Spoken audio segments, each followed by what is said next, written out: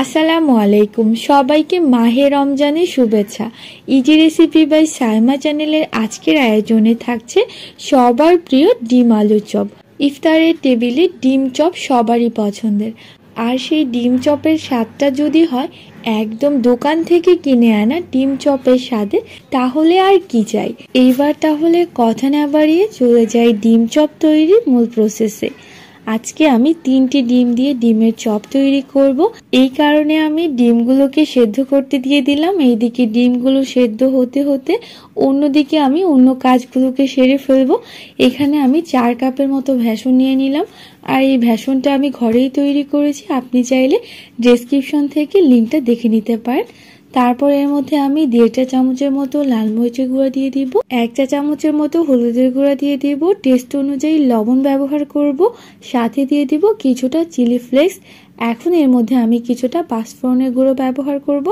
আপনি চাইলে পাঁচফোড়নটা বাসায় গুঁড়ো করে নিতে পারেন, অথবা যে কোনো ধরনের সুপার শপ থেকে আপনি পাঁচফোড়নের গুঁড়ো প্যাকেটটা নিয়ে আসতে পারেন। সাথে দিয়ে দিলাম কিছুটা জর্দার রং। বেসনের সাথে যদি কিছুটা জর্দার রং ব্যবহার করেন আর সেটা দিয়ে আপনি আলুর চপ, বেগুনি, ডিম চপ তৈরি করেন, তাহলে কিন্তু এইগুলোর কালারটা অনেক বেশি ভালো আসে।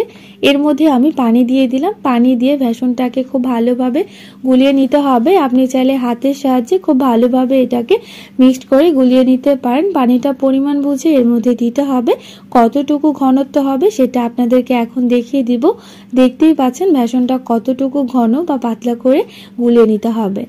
এখন আমি চলে যাব নেক্সট প্রসেসে। একটা বাটিতে কিছুটা কাঁচামরিচ কুচি নিয়ে নিলাম, তারপর দিয়ে দিলাম কিছুটা ধনিয়া পাতা কুচি। এখন এর মধ্যে আমি কিছুটা পেঁয়াজ বেরেস্তা ব্যবহার করব, আর পেঁয়াজ বেরেস্তাটা একটু বেশি করেই দিব, তাহলে কিন্তু খেতে অনেক বেশি ভালো লাগবে। এখন এর মধ্যে আমি কিছুটা পাঁচফোড়নের গুঁড়ো দিয়ে দিলাম, কিছুটা চিলি ফ্লেক্স দিয়ে দিলাম। অবশ্যই চিলি ফ্লেক্সের পরিমাণটা একটু বেশি করেই দিতে হবে। আলু ভর্তাটা যদি ঝাল হয় তাহলে কিন্তু ডিম আলুর চপটা খেতে অসম্ভব ভালো লাগে। এই কারণে এর মধ্যে চিলি ফ্লেক্সের পরিমাণটা একটু বেশি করে দিব। এখন এর মধ্যে আমি কিছুটা লবণ দিয়ে দিলাম। তারপর আমি আগে থেকে কিছুটা আলু সেদ্ধ করে ম্যাশ করে নিয়েছিলাম, সেই ম্যাশ করা আলুটা এর মধ্যে দিয়ে হাত দিয়ে খুব ভালোভাবে আলু ভর্তাটাকে তৈরি করে নিতে হবে। কিছুটা সরিষার তেল দিয়ে দিলাম, তারপর আবারও হাত দিয়ে ভালোভাবে মিক্সড করে আলু ভর্তাটা তৈরি করে নিলাম। আর ওই যে অন্যদিকে যে ডিম সেদ্ধ করতে দিয়েছিলাম, সেই ডিমটা সেদ্ধ হয়ে যাওয়ার পরে খোসা ছাড়িয়ে আমি একটা ডিমকে 2 পিস করে কেটে নিয়েছিলাম। আপনি চাইলে একটা ডিমকে 4 পিস করেও নিতে পারবেন। আমি ডিম আলুর চপগুলোকে একটু বড় বড় করে তৈরি করব, এই কারণে একটা ডিমকে আমি 2 পিস করে কেটে নিলাম।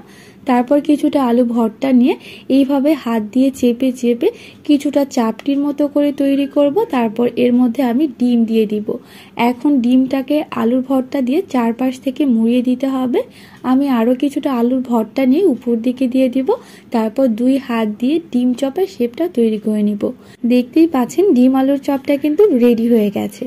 এখন এই ডিম আলুর চপগুলোকে ভেজে নেওয়ার পালা।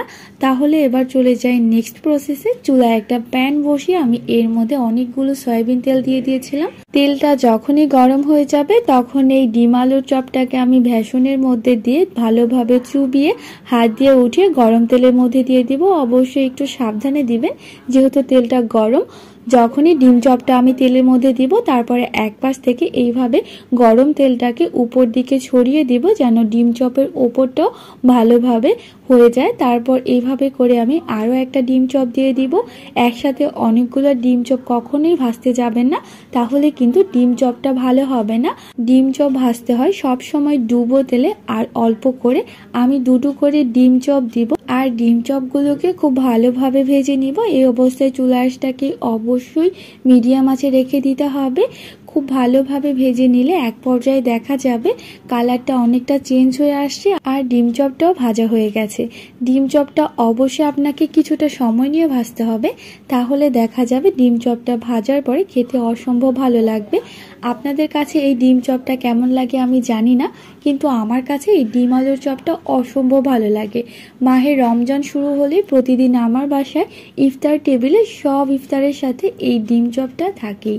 আপনিও কিন্তু এইভাবে করে এই ডিম চপটা তৈরি করে নিতে পারেন, তাহলে দেখবেন আপনার বাসার সবাইও খেতে খুবই পছন্দ করবে। কারণ এই ডিম চপটা হয় দোকানের ডিম চপের চাইতেও অসম্ভব মজার। রেসিপি ভালো লেগে থাকলে প্লিজ অবশ্যই চ্যানেলটি সাবস্ক্রাইব করে দিবেন।